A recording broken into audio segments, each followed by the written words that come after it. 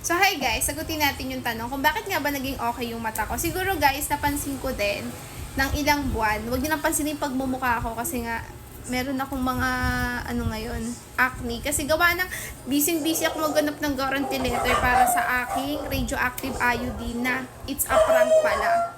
It's a prank guys kasi dapat para inasikaso ko na siya ng maaga. Akala ko kasi magkano na ibabayaran ko, magkano pala aabutin niya be. So ayun nga mga mare ko, balik tayo sa chismis. So bakit nga ba naging okay yung mata ko? Sa totoo lang mga mare ko, sumunod kasi talaga ako sa doktor ko. And di ba sinabi ko nga sa inyo, yung case ko nga is merong bawal.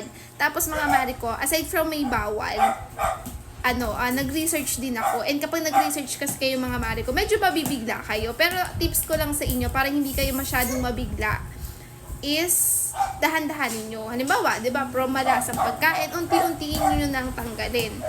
Dati mga mare ko, nag-ano pa ako, nag-umami seasoning, nag-chicken cubes, pork cubes, yung mga ganyan. Pero ngayon, kahit papano natanggal ko na sila. So, ang ginagamit ko na lang ngayon, asin at saka paminta.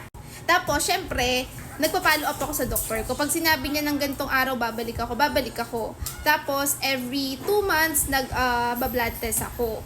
So, yun mga ginawa ko mga mi. Tapos, ang hindi ko pa rin maiwasan magpuyat. Ewan ko, hirap akong matulog. Ewan ko sa mga na-diagnose ng hyperthyroidism. Kung hirap din silang matulog. Kasi sa case ko, ewan ko, kahit na, minsan pagod na katulad nung nakaraan, kahit busy ako naghahanap ng mga guarantee letter ko, nagpapasa ako sa mga senador, sa mga party list, sa kung saan man pwede magpasa, hirap ako matulog be.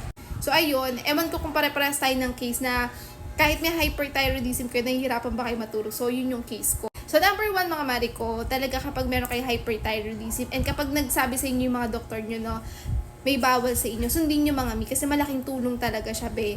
Mag-iiba talaga yung alam niyo yun, mag-iiba talaga yung lifestyle. Pero hindi nyo, wag nyo, sa akin ha, wag nyo biglain. As in, unti-unti lang, wag madaliin. Kasi pag minadali nyo yan, mai-stress kayo hanggang sa, sige nga, kainin ko na lang to, wag ganon. So, dahan-dahan lang. Sabi ko nga sa mga nakaraang video ko, nagiging pasaway din naman po ako. Diba sabi ko nga, hindi na ako makain ng biskwit. Pero minsan nakakatikim ako katulad niyan, pag meron ako nilalakad, syempre, wala kang choice, kakainin mo na lang yung baon mong biskwit. Diba? So, ayun. Basta, magiging okay din tayong lahat. So, thank you. Napapansin nyo okay yung mata ko. Naiyak ako. OA. So, ayun lang, chika ko. Sana lahat ng may hyperthyroidism, gumaling tayo, diba? And, yun lang naman yung wish ko sa atin. Bye-bye!